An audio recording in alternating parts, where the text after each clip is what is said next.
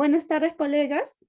En esta ocasión continuamos con el plan de capacitación, el plan de educación permanente en salud del Departamento de Servicio Social del Hospital Nacional Cayetano Heredia. En esta tarde presentaremos el tema procesos de regularización migratoria en poblaciones vulnerables. Nos acompaña como expositora del presente tema abogada Lila Mariela Santibáñez Chafalote, abogada egresada de la Universidad Inca Garcilaso de la Vega, con especialización en Derecho Registral y Derecho en Gestión Pública. Cuenta con diplomados en Derecho Administrativo, Contrataciones con el Estado y Proceso Administrativo Sancionador, con más de 11 años de experiencia ejerciendo la profesión como asesora en temas inmobiliarios por 7 años y 5 años como abogada en temas migratorios. Actualmente desempeña funciones en la Superintendencia Nacional de Migraciones, en la Unidad de Vulnerabilidad de la Jefatura Zonal de Lima, como supervisora y asistente legal. Cedemos la ponencia a la abogada Lila Mariela Santibáñez Chafalote, quien nos acompaña desde la institución de migraciones. ¿Cómo están? Muy buenas tardes. Mi nombre es Lila Santibáñez. El día de hoy voy a estar a cargo de una inducción, capacitación, orientación con referente a los temas de afiliación o brindar una residencia al extranjero en casos de situaciones de los supuestos que claramente nosotros estamos estipulando para una atención especializada en vulnerabilidad. Así que hoy día vamos a tratar es todo el proceso de acreditación de solicitudes de ciudadanos en situación de vulnerabilidad.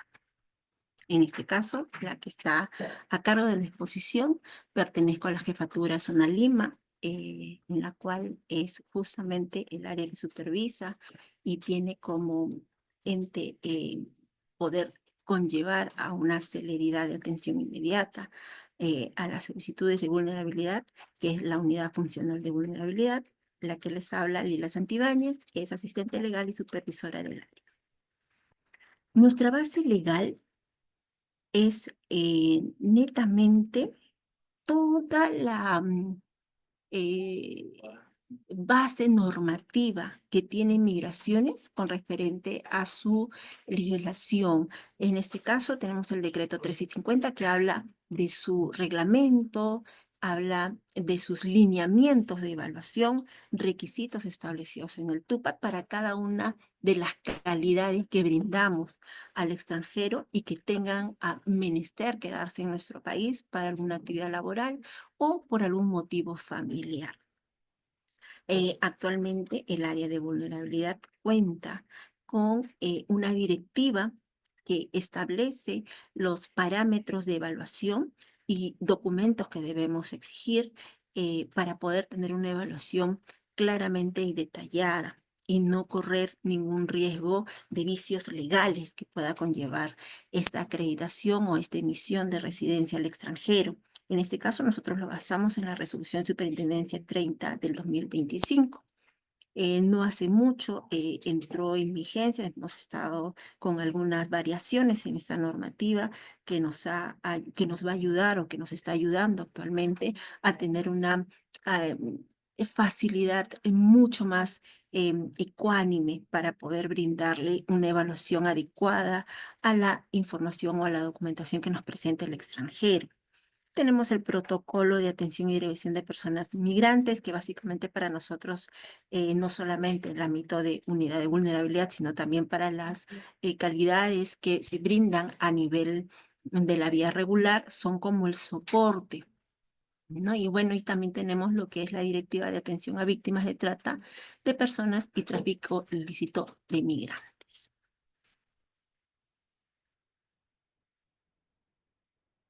Aquí nosotros vamos a hacer una pequeña dinámica con referente a la terminología que nosotros aplicamos para el tema de considerar a un extranjero como vulnerable.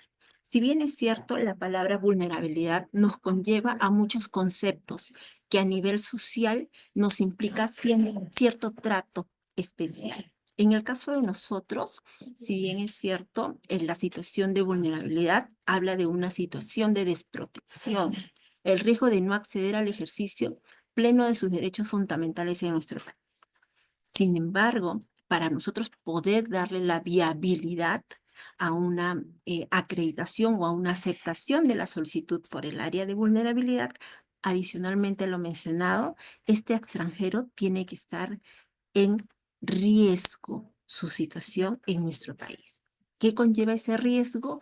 A una situación de riesgo de salud, vida o, en este caso, desprotección al extremo que pueda correr en riesgo no solamente la vida del extranjero, sino de las personas que lo rodeen.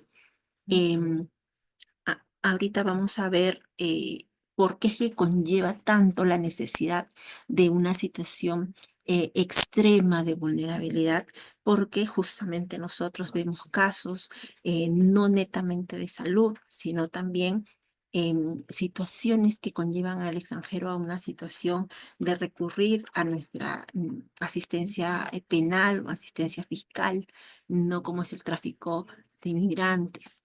Entonces, nosotros también brindamos atención a este tipo de casos, no por el ámbito de poder formular alguna responsabilidad, sino por el ámbito de poder protegerlo y brindarle una residencia para que esta persona pueda tener acá un efecto civil, un ejercicio de sus plenos derechos. No al ser visitante, al ser extranjero turista, necesita para poder resolver todo este tipo de situaciones legales una residencia vigente. Los supuestos de vulnerabilidad están estipulados en la 227 del reglamento del 1350.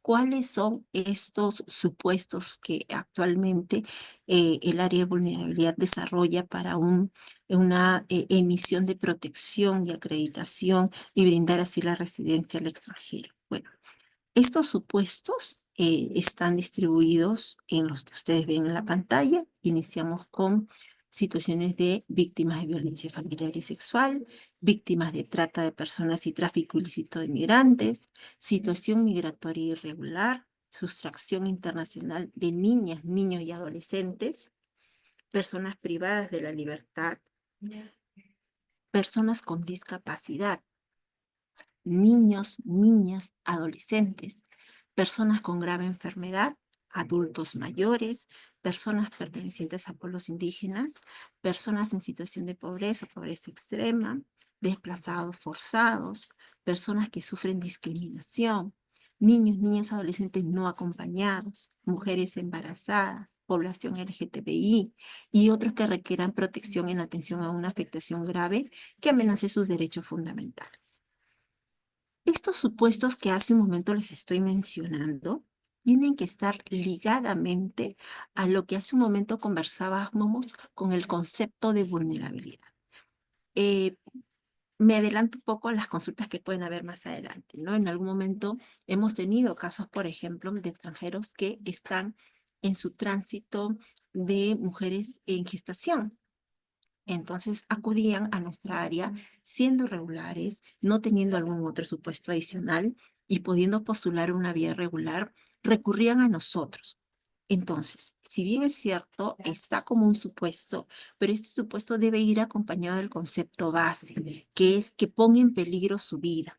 Y en este caso, cuando hablamos de mujeres embarazadas, hablamos de mujeres embarazadas con un tipo de riesgo que ponga en peligro su vida o la del bebé.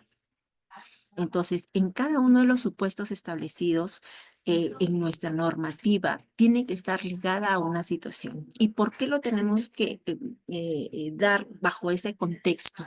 Porque nosotros brindamos un apoyo adicional a lo que vendría a ser una atención regular para el otorgamiento de la residencia. Entonces, nosotros no es que vayamos a evaluar solamente los requisitos que usualmente se encuentran estipulados en el TUPA, sino que nosotros vamos adicionalmente vamos a brindar una atención de entrevistas, vamos a brindar una atención con referente al tema de la validación o la información que nos envían.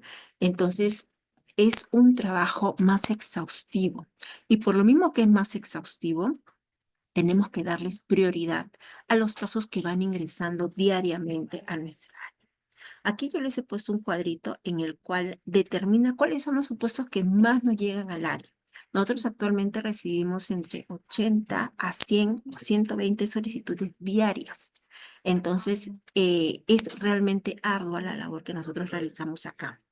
Ahorita nosotros tenemos como el mayor porcentaje de atenciones en el área personas con grave enfermedad. Luego pasa al supuesto de niñas, niños, adolescentes y por último tenemos trata de personas y esas son las tres casuísticas que más vemos en el área. Después los otros supuestos son muy relevantes en el transcurso del mes o del año, pero estos tres casos son los que más nos aborda diariamente en el área de vulnerabilidad. ¿Qué medidas son las que nosotros brindamos cuando ya tenemos el pronunciamiento, la evaluación, la medida de otorgamiento de residencia? ¿Qué podemos dar? Llega una solicitud, entonces Migraciones, ¿qué puede brindarle al extranjero?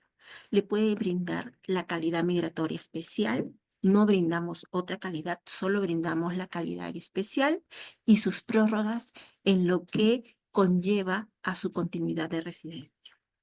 También podemos brindar la exoneración de multas, de tasas y brindamos autorizaciones de salida. Brindamos también celeridad de trámites. Por ejemplo, llega un trámite por la vía regular, está dentro del plazo establecido, sin embargo, la persona o el extranjero puede haber sufrido un accidente.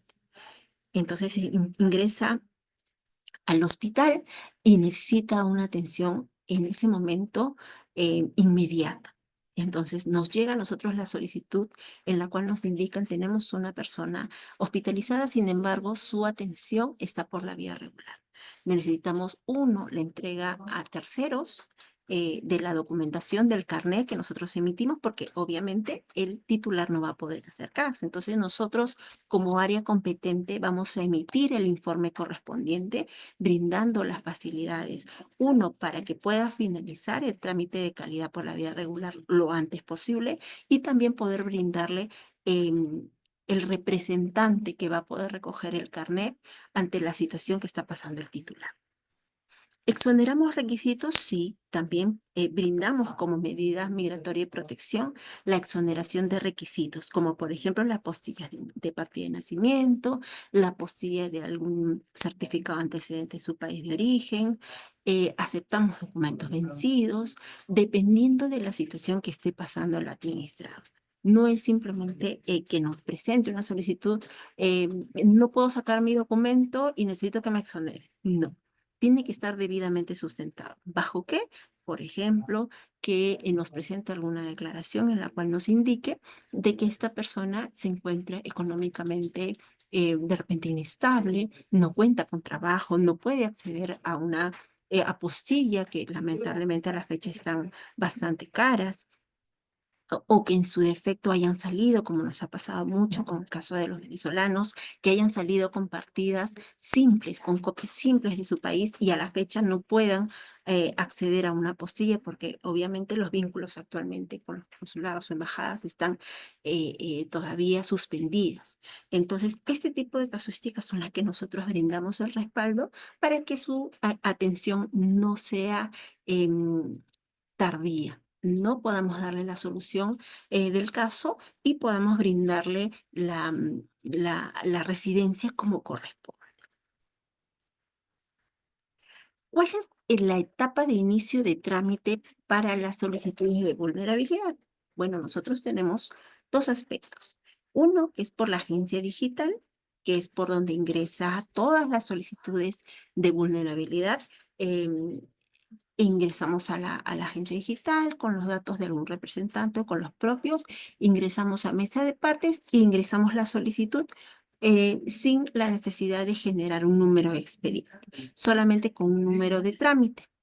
Esto nos ayuda a que una vez mesa de partes pueda hacer la derivación al área de vulnerabilidad y nosotros recepcionar el documento para una evaluación previa y emitir el informe correspondiente. La otra alternativa que tenemos es para casos de hospitalizados y casos urgentes.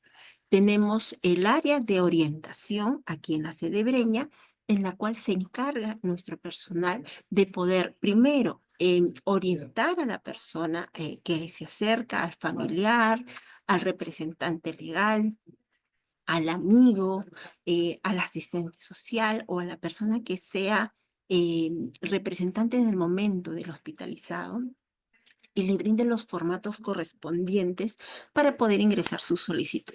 Obviamente, nuestro personal de orientación le va a dar todos los formatos para que tanto el titular o en su defecto que haya una inconsciencia del titular, el representante pueda llenar la información correcta.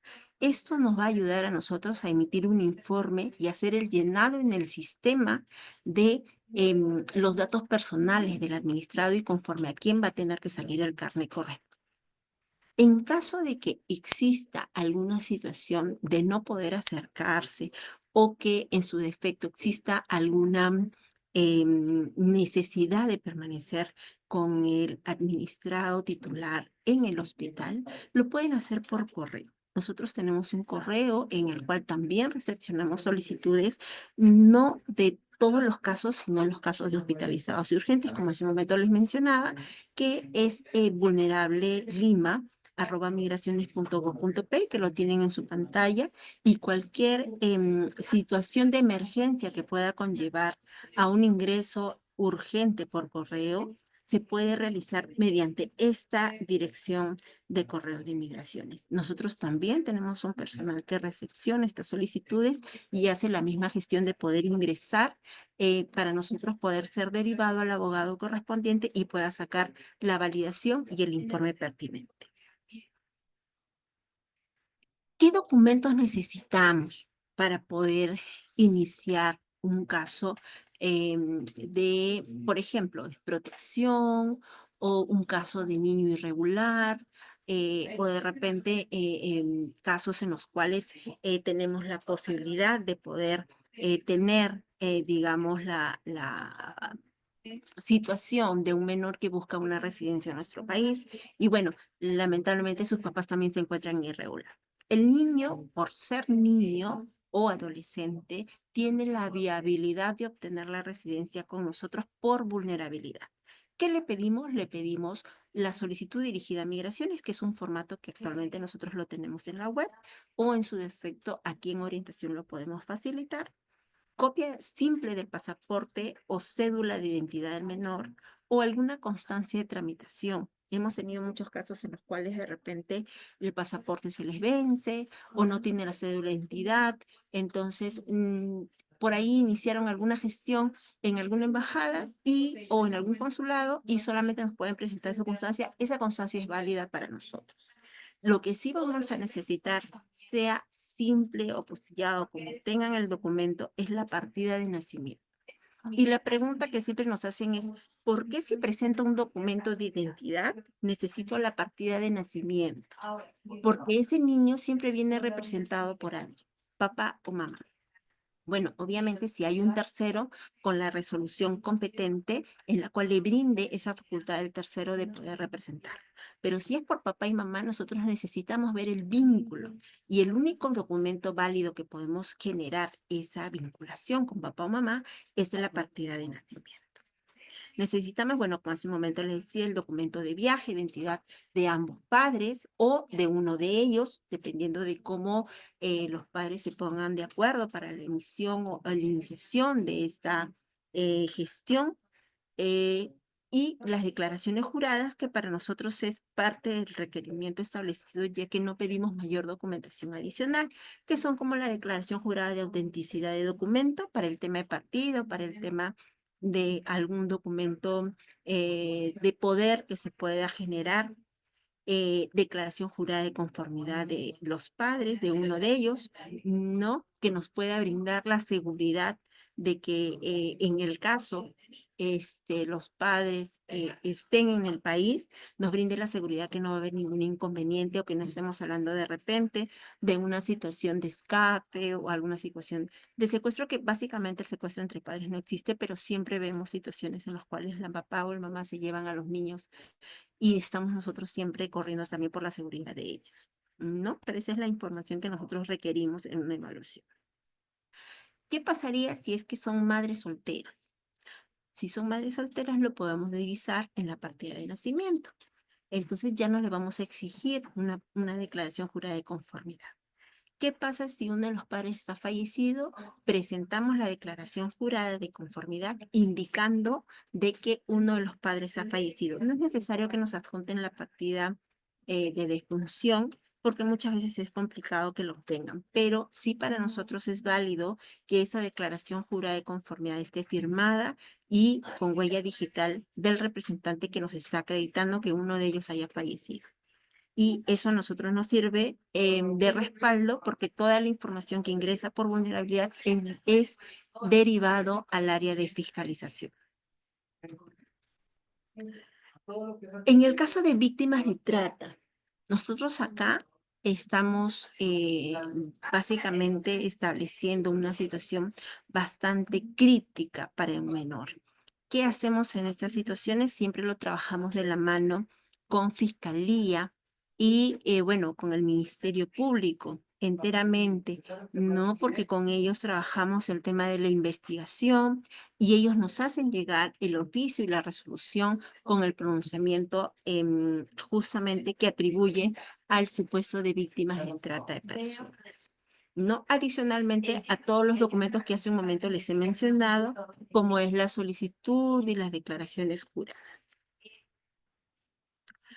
Tenemos también el supuesto de víctimas de violencia. En este caso, lo que hacemos es solicitar, adicionalmente de los documentos que ya he mencionado, la medida de protección emitida por el juez de familia o por la UPE. Tenemos casos de coordinación con el Ministerio de la Mujer y con las unidades de protección especial a menores. Entonces, nuestra comunicación es tan abierta y tan continua que literalmente en la semana podemos sacar en su mayoría de repente unos 10 o 12 casos por este supuesto, ¿no? Y obviamente se le brinda la atención y la celeridad del caso lo más rápido posible. Estos son los formatos que brinda Migraciones para la iniciación de la solicitud de vulnerabilidad a nuestra área. Son formatos que ya están establecidos con los datos que necesitamos y requerimos para que nuestro sistema esté actualizado. Recuerden que toda la información que está brindada en estos formularios va a ser depositada en la base de datos de migraciones y son los datos con los que va a salir el carnet de extranjería. Entonces van a tener que ser datos completos, concisos y veraces. Hace un momento les mencionaba que nosotros tenemos muchas casuísticas y creo que nos aborda eh, en el mes situaciones de supuestos por grave enfermedad. Así como tenemos supuestos por grave enfermedad, tenemos hospitalizados y urgentes, que muchas veces son dirigidos hacia el hospital y son derivados a un área de restricción completa, como puede ser UCI, y al estar inconscientes se nos hace para migraciones bastante complejo poder tomar la biometría para la emisión del carnet. Ante esta situación salió la emisión de este formato que nos ayuda a poder tomar las huellas del ciudadano. Estas huellas son tomadas y respaldadas por el familiar o el representante que inicia el trámite y que de alguna manera nos va a ayudar a nosotros a descargarlo en el sistema para que pueda tener la emisión del carnet sin ninguna demora. Obviamente, este formulario tiene que ser ingresado con la solicitud de vulnerabilidad al inicio de trámite, adicionalmente de una foto. Esa foto va a servir para nosotros poder cargarlo en el sistema y poder imprimir el carnet de extranjería, que es lo que le va a ayudar a poder obtener un seguro y poder identificarse en el caso de que se requiera en este tipo de atenciones médicas.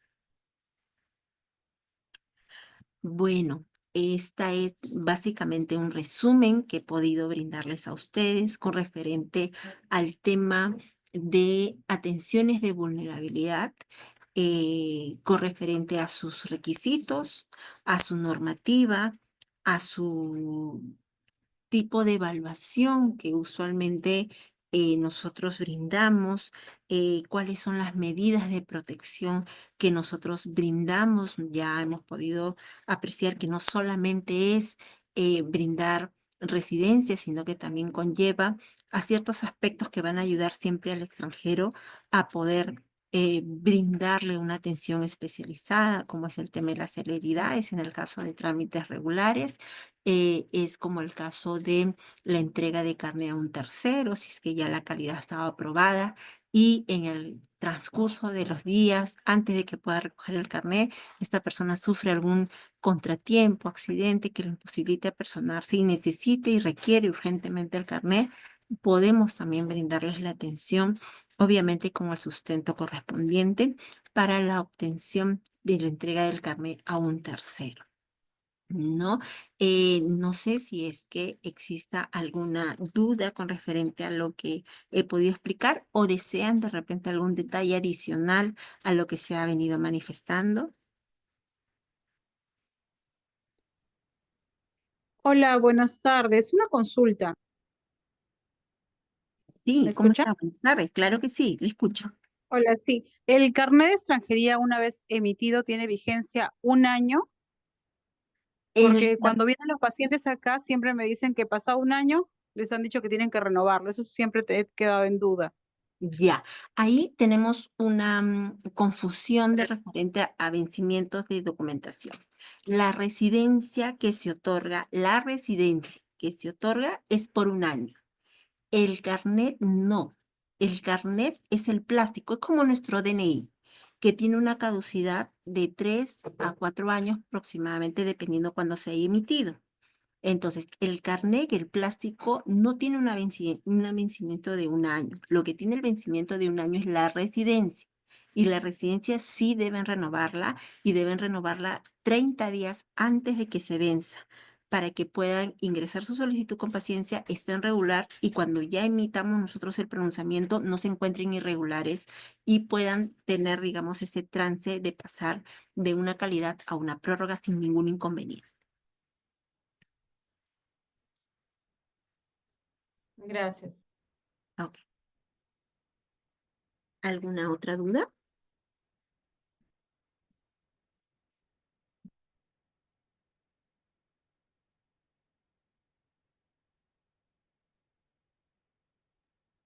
Otra duda más. Sí, El dígame, tema dígame. de los diagnósticos, una vez, Mm. siempre que están acá en emergencia, van pues a hacer el trámite de migraciones y nos dijeron algunos pacientes familiares de que había algunos diagnósticos que no correspondían para agilizarle el trámite. ¿Es así? ¿O todos los diagnósticos, sea cual fuera, corresponde agilizarle el carnet de extranjería cuando están en emergencia? ¿Existe Bueno, alguna restricción? básicamente no existe una restricción. Nosotros en sí no tenemos una relación de enfermedades graves, más graves, menos graves, porque incluso en reuniones que hemos tenido con el Ministerio de Salud nos indicaban de que eso era imposible poder obtenerlo porque para ellos todas las enfermedades eran tratables. Entonces, para ellos o los especialistas que en algún momento nos hemos entrevistado, no había la necesidad de sacar un listado de enfermedades graves, porque para ellos todas las enfermedades tenían un tratamiento, en algunos más largos que en otros, pero para ellos todos tenían tratamiento. Sin embargo, internamente sí damos prioridad a ciertas casuísticas o a ciertas enfermedades o tratamientos que puede estar pasando el paciente. Ejemplo, por ejemplo, VIH, lo atendemos inmediato, cáncer, lo atendemos inmediato, diabetes, lo atendemos inmediato. Son situaciones que de alguna manera pongan en peligro la situación. Problemas cardíacos, lo atendemos inmediato. Pero, por ejemplo, hace poco nos llegó un informe médico en el cual no consideramos que estábamos hablando de una situación de vulnerabilidad, porque me hablaban de la piel caloide. Entonces me indicaban ahí que el doctor le había dicho, o en el diagnóstico decía, no, piel caloide, que tenía que pasar una cirugía estética. Entonces, no es una condición que afecte gravemente la salud en este caso del extranjero. Incluso pudimos hacer nosotros, porque siempre hacemos las validaciones de los informes médicos que nos llegan. Nosotros tenemos un personal capacitado que puede realizar las validaciones y en esta oportunidad hicimos la validación del documento y en sí la situación no era crítica, era una situación que la señora era una señora de 42 años y que requería simplemente hacerse una cirugía estética porque se sentía, había pasado una evaluación psicológica y esto afectaba un poco su situación de apariencia física.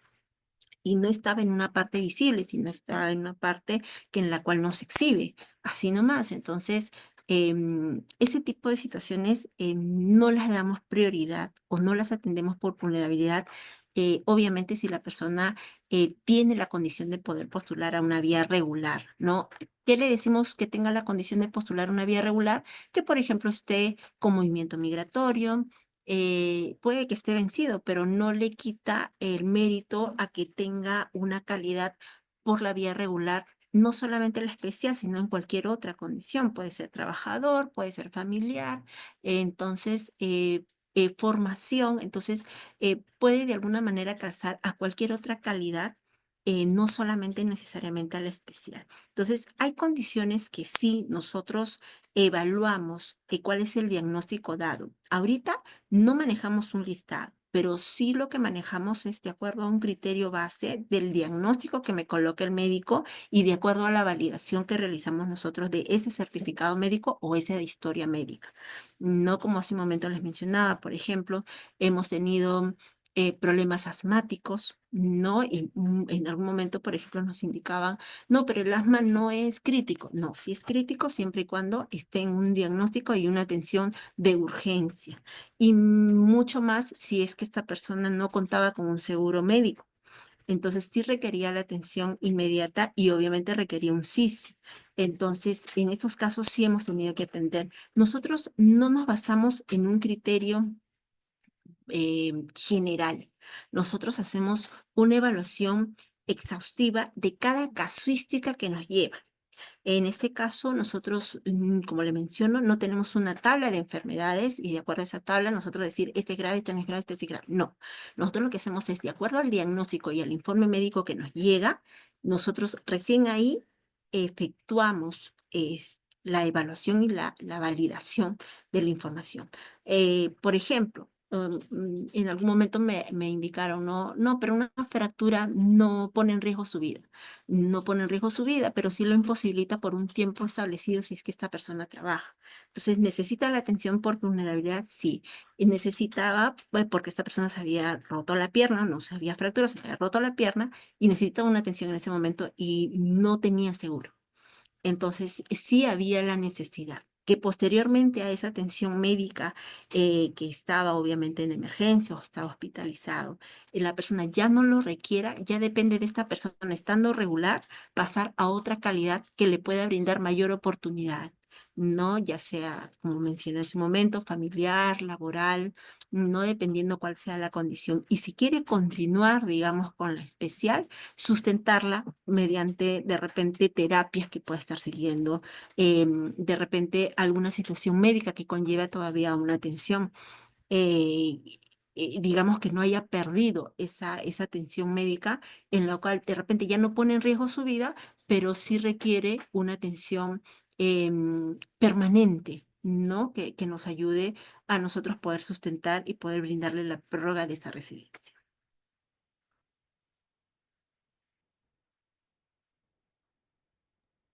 Entonces, bajo esa misma figura, si el paciente no determina nada si está en UCI o esté en hospitalización, no va a depender de ello tampoco. Por eso le digo, no dependiendo el estado del paciente. O sea, usted me habla de una persona que esté en UCI, definitivamente nosotros vamos a determinar una atención mucho más urgente a esta persona que esté en UCI porque va a requerir, así esa persona salga mañana mismo de UCI, porque mejoró, Ah, nosotros de tenemos acuerdo. que atenderla en el momento. Listo. Ok, muy claro, gracias. Ok. Es más, les hago la acotación también. Nosotros los hospitalizados los atendemos en el día. Nosotros el informe nosotros nos llegan casos de hospitalización en el día y nosotros sacamos el informe de acreditación en el día, tanto como urgentes como hospitalizados, para que al día siguiente les puedan hacer la entrega del carnet. Si por A o B hay demoras, puede que haya algún documento que se le ha solicitado al familiar que de repente no haya hecho todavía llegar al área competente. Entonces, como nos ha pasado, por ejemplo, huellas y nosotros lo necesitamos justamente para la impresión del carnet, foto, y nosotros lo necesitamos justamente para la impresión del carnet. Entonces, hay situaciones que a veces sí nos requiere, o de repente algún documento que identifique netamente al administrado. Y si por ahora no lo tiene, también decírnoslo porque nosotros lo que hacemos es oficiar para tener la identidad del administrado y no caer de repente en un supuesto. No, de repente no tengo el documento, ¿cómo acredito que sí es si le voy a generar un registro de migraciones? Entonces nosotros podemos oficiar y en base a ese oficio nosotros podemos tener realmente la certeza de que le estamos dando residencia a un indocumentado que nos ha mencionado un nombre, pero que ya corroboramos que realmente es la persona.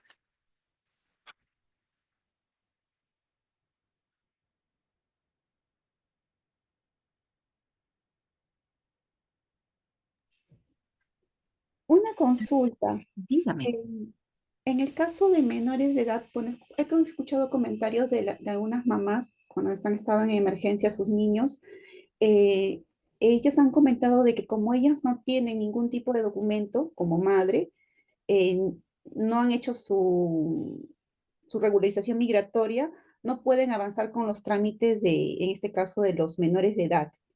¿Eso qué tan manejable Cierto, puede qué ser? tan cierto es. Bueno, eso se aplicaba en el año 2020, 21.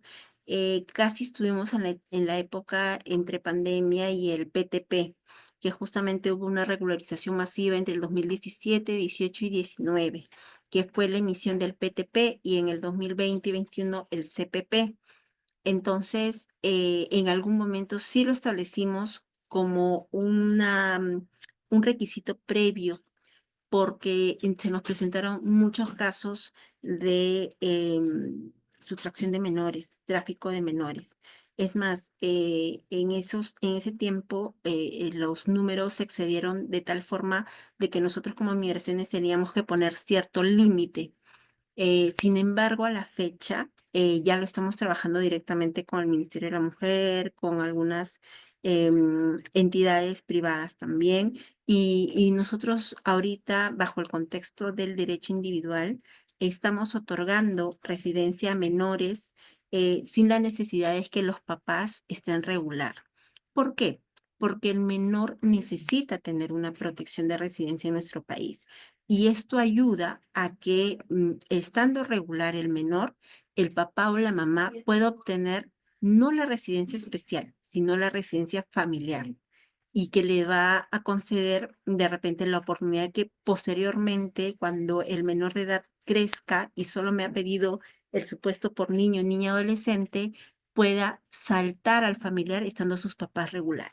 Entonces, nosotros siempre buscamos la forma de dar alternativas obviamente legales, porque no podemos crear, digamos, situaciones que puedan perjudicar en un futuro al extranjero, ¿no? Entonces damos soluciones legales que en un futuro puedan también ayudar a que esta familia que está teniendo un soporte aquí en nuestro país pueda tener también un desempeño y un desarrollo laboral, familiar, social, sin la necesidad de caer en la irregularidad. no que actualmente, bueno, está migraciones también bastante fuerte con el tema de las fiscalizaciones y las deportaciones, pero digamos que actualmente ya no es necesario que papá o mamá estén regular, ¿no? El niño puede obtener la residencia con nosotros y a raíz de ellos los papás pueden también obtener la regularización correspondiente.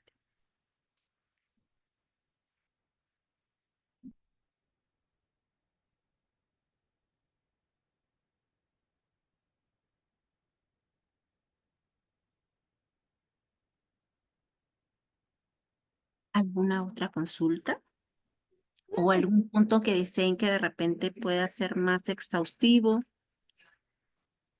Una consulta. Hace un Ujú, tiempo, pues, tenía un paciente que estaba por consultorio externo, que había hecho su trámite, había pedido un informe médico ujú. por el área de mesa de partes para Ya, presentar por una consulta externa, para presentarlo para poderse hacer una operación por un tema de un mioma. Y ok. me mencionaba de que se demoraba demasiado y sus dolores eran pues cada vez más graves, ¿no? Ujú, En esa ocasión le pude poner en contacto con un asesor de migraciones para que ujú. le puedan acelerar su trámite. En casos de consulta externa, ¿hay un tiempo de que puedan reducir el tema de la regularización migratoria por salud? O, No, lo que pasa es de que en nosotros lo que atendemos con prioridad son los casos de hospitalización y urgente. Por ejemplo, en este caso, si la señora necesitaba tener alguna atención de operación, tenía que haber ingresado de repente la solicitud como urgente para preparaciones para preoperatorios, no para nosotros poder la atención correspondiente, porque como le mencionaba, a nosotros nos llegan de 80 a 120 casos diarios.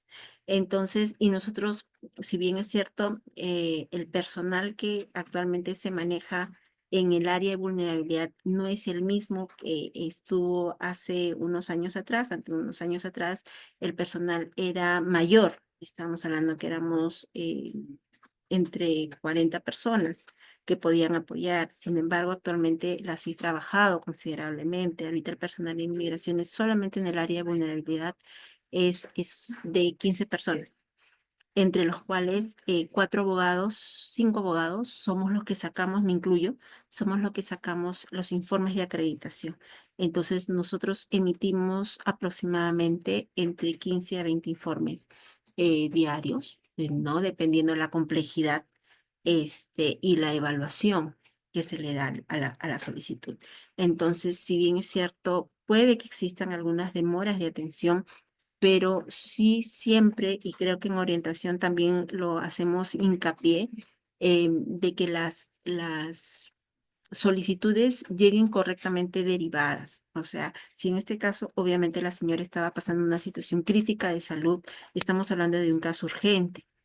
No, porque ya estaba ante una situación de preoperatorio, justamente ella estaba pasando consultas externas para poder ya concluir con sus exámenes preoperatorios, entiendo. Entonces ahí sí ya era requerido como un caso urgente y tenía que necesitarlo como tal para derivarlo a el personal a cargo de ello para que pueda atenderlo en el día y no exista tanta demora para poder justamente conllevar a nosotros tenemos así como tenemos casos de salud, también tenemos casos del Ministerio Público, tenemos bastantes casos de la UPE en las cuales constantemente estamos en una coordinación constante, por lo mismo que son menores y son desprotegidos, no tienen papá, mamá.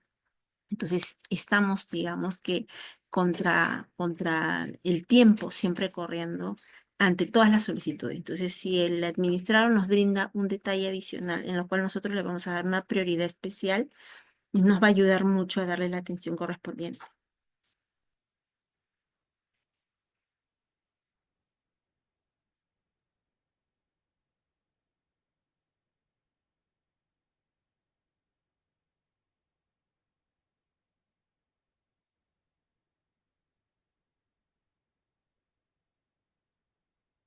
ok.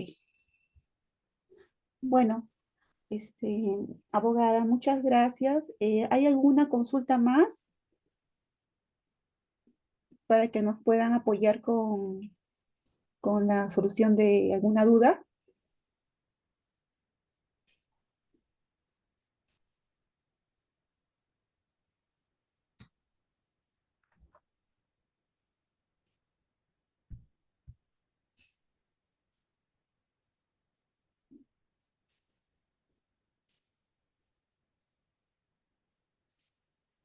Mm,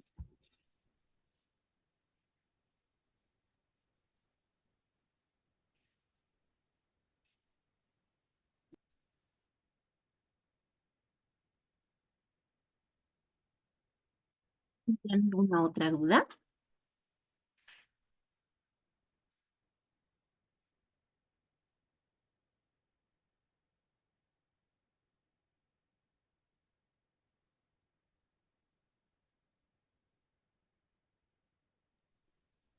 Una consulta, en el tema de los adultos mayores, que Ujú. sus huellas digitales, en el caso de que no puedan ser legibles por desgaste de la edad, ¿hay algún tipo de exoneración también en esos casos? Sí, ahí nosotros, cuando hay un desgaste de huellas digitales, y por A o B son apersonados, porque a veces citamos al administrado para que venga a hacer la toma de biometría, el personal encargado de la biometría va a colocar una anotación en el toma de sus huellas. En el caso de nosotros, si es un paciente que se encuentra inconsciente y que nos hacen llegar el formulario de dactilar y obviamente no se ven las huellas correctas, nosotros también vamos a hacer la acotación porque recuerden que el carné vence. Al vencer, también va a haber una actualización de biometría. Entonces, no, para nosotros no es ningún inconveniente tener esa situación, ¿no? De que no se vaya a ver bien las huellas o que sea realmente huellas claras. Nosotros vamos a hacer todo lo necesario para que esta persona que se encuentre en una situación de vulnerabilidad pueda tener el carnet lo antes posible y más si estamos hablando de una persona adulto mayor y que está en una situación de urgencia, ¿no? Una atención especial. Nosotros ahí hacemos las anotaciones correspondientes y simplemente en una actualización de biometría, ya en tiempo futuro, cuando no esté en una situación complicada como la que se presenta al otorgamiento del carnet, va a poder hacer la actualización de los datos correspondientes.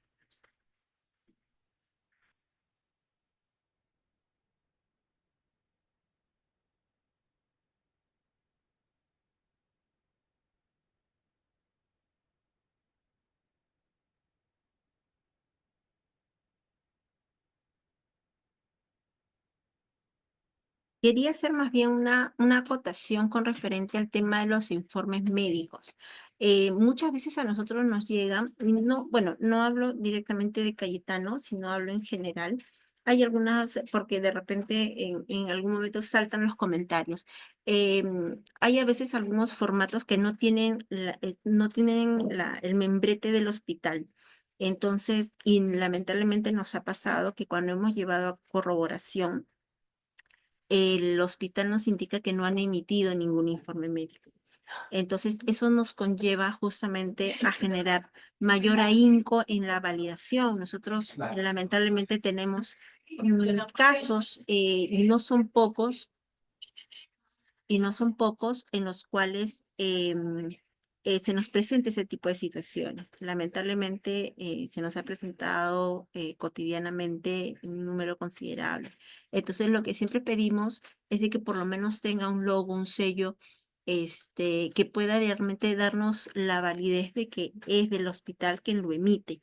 No, por eso siempre hacemos bastante ahínco en ello, porque nosotros cuando emitimos un pronunciamiento también hay una responsabilidad de por medio, así como la persona que valida la información. Entonces, para poder tener la certeza que realmente es del hospital competente, aparte de las validaciones, siempre pedimos ciertos requisitos en el informe, como es el tema, si no es una hoja membretada, que por lo menos tenga el sello del hospital. También adicionalmente el tema de la validez con el tema de la habilidad del doctor que está firmando. También nos ha pasado muchas veces en que nos presentan informes médicos con el nombre y el sello de una institución y al final ese doctor no trabaja en ese centro médico. Entonces, a nosotros nos conlleva ya simplemente a tener que pasar el caso hacia una instancia superior que vendría a ser fiscalización para que puedan hacer la validación y la corroboración correspondiente ya con otras diligencias adicionales, ¿no? Pero entonces de repente ahí sí poner un poquito más de repente ahínco, ¿no? De repente si es que hay algún problema, sé que de repente a veces la situación es tan emergente o bueno, a veces en entidades públicas a veces es tan difícil poder de repente tener las hojas membretadas en el momento, pero de repente un sellito que nos pueda orientar a que hagamos la validación y exista, digamos, ese vínculo con el centro médico en el cual nos lo está haciendo llegar el administrado, nos está confirmando o afirmando de que es de ese centro médico establecido.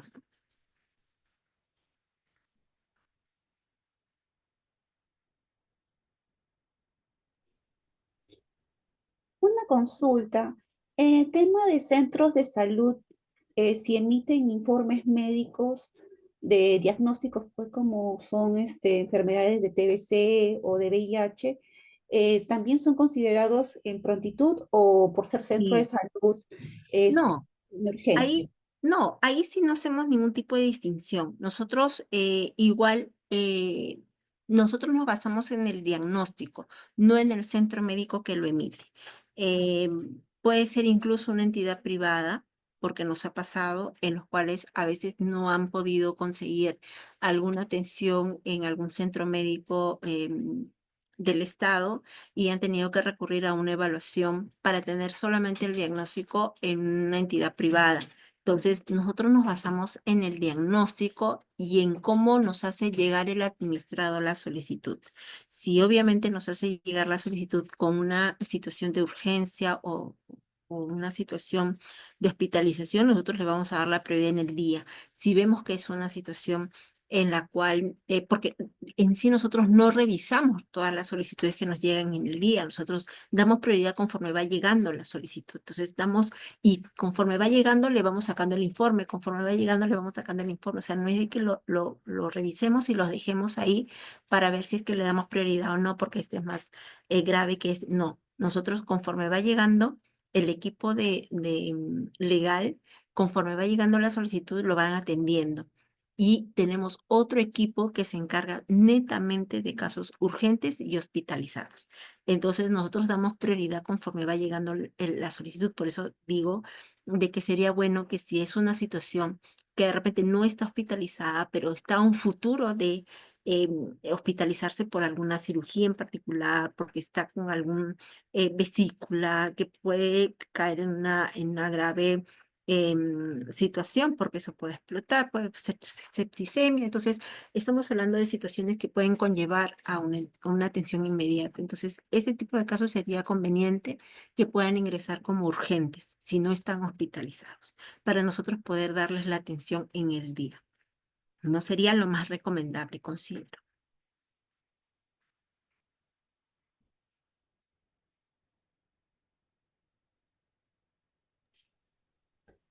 Abogada, un gran favor, ¿nos podría compartir algún caso, claro, sin nombres, algún caso Ujú. que le haya impactado de un tema de trata de personas? Ah, bueno, sí, claro que sí.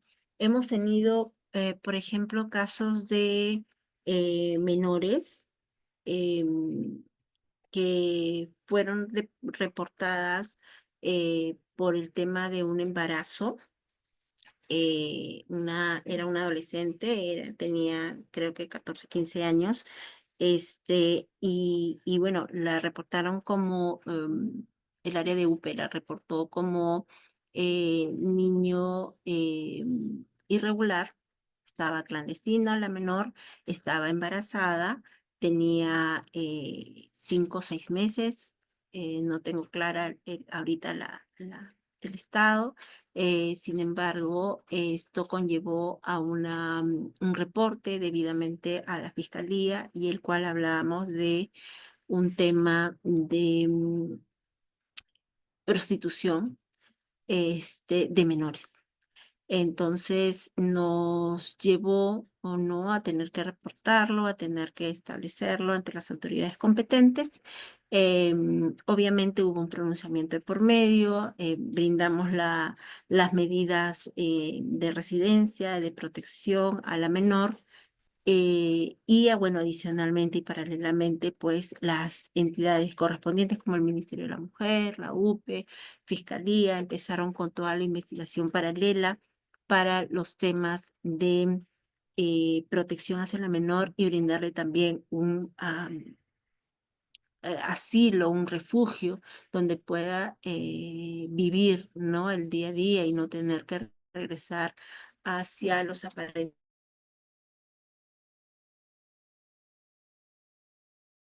padres que estaban en uno de los conos que conocemos en Lima. Pero bueno, esto desató toda una idea de casos adicionales que nos iban llegando y que conllevaron a que era pues un tema de trata de personas, ¿no? Entonces, hemos tenido lamentablemente no pocos, sino muchos casos en los cuales se han citado en diferentes situaciones.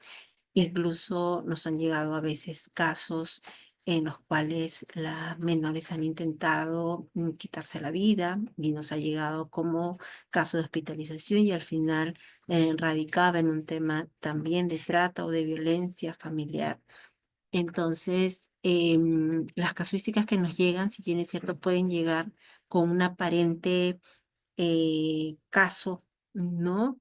Que podemos tratar aquí en el área, pero ahondando un poco en el tema y divisando realmente por qué surgen las situaciones en las cuales conlleva a que la solicitud sea ingresada a vulnerabilidad, nos topamos con realidades que nos dejan realmente muy preocupados, ¿no? Porque esta violencia se va generando de una manera tan em, abrupta que no podemos de alguna manera controlar.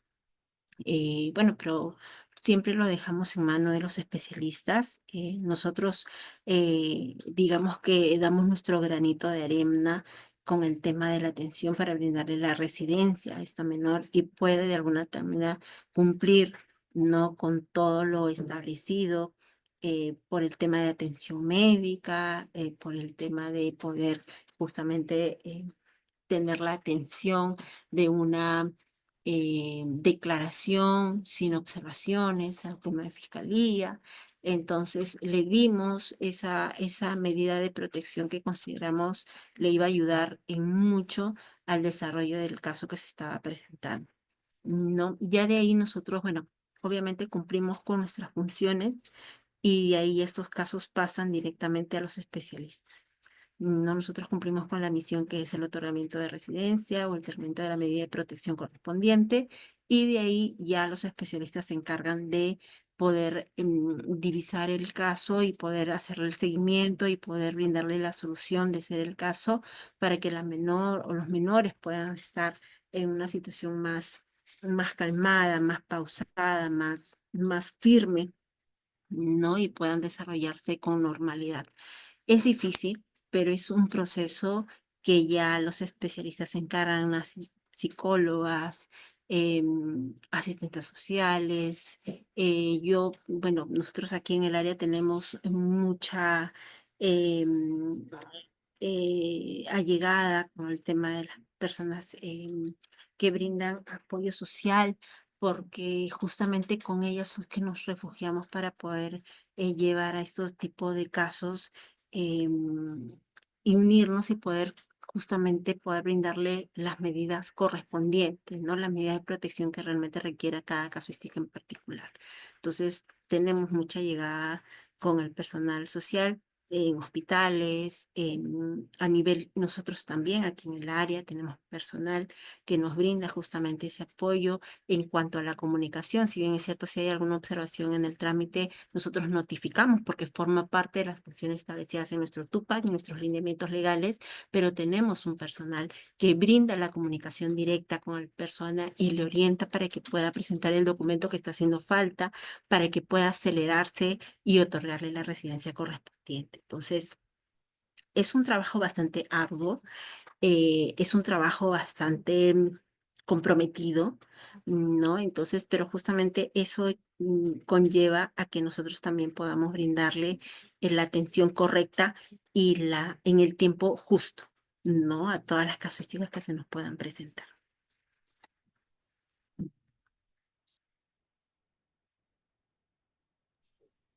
Muchas gracias, abogada, por compartir toda su experiencia con nosotros. Estamos muy agradecidos que haya participado y apoyado en esta asistencia técnica. Le agradecemos bastante desde el Hospital Cayetano Heredia y el Departamento de Servicio Social. Bueno, si usted desea dar algunas palabras, le cedemos. Y bueno, yo estoy también muy agradecida, uno por la invitación, por la iniciativa de poder buscarnos y de poder solicitar este tipo de orientación, de capacitación, de guía para poder hacer un trabajo, creo que en equipo. No, nosotros, si bien es cierto, brindamos residencia, pero el trabajo de nosotros siempre va en equipo con todas las entidades en las cuales diariamente nos remiten información para poder obtener em, o poder brindar, mejor dicho, la residencia a ese extranjero que lo requiere urgentemente. En el caso del Hospital Cayetano, tenemos la verdad que mucha, creo yo, química a raíz del señor Gustavo, que es justamente la persona que nos conlleva a estas validaciones. Tenemos muy buenas referencias y muy grande el apoyo por parte de ustedes, siempre muy ordenados en la información que nos brindan, en la información que nos derivan, y eso siempre lo agradezco, siempre lo vamos a agradecer. Entonces, ahorita yo simplemente darles las gracias, gracias por escucharme, gracias por las consultas, gracias por hacerme parte de esta capacitación tan, creo yo, que nos alimenta día a día, poder aprender un poco más. Yo también me llevo con las preguntas y respuestas un aprendizaje de por medio que nos ayuda un poco a enriquecer al equipo. Así que simplemente palabras de agradecimiento para ustedes y estoy presta para cualquier apoyo adicional que se brinde en los días futuros. Gracias. Gracias. Gracias. Gracias, gracias. Muchas Un gracias. abrazo fuerte. Gracias, hasta luego. Muchas gracias.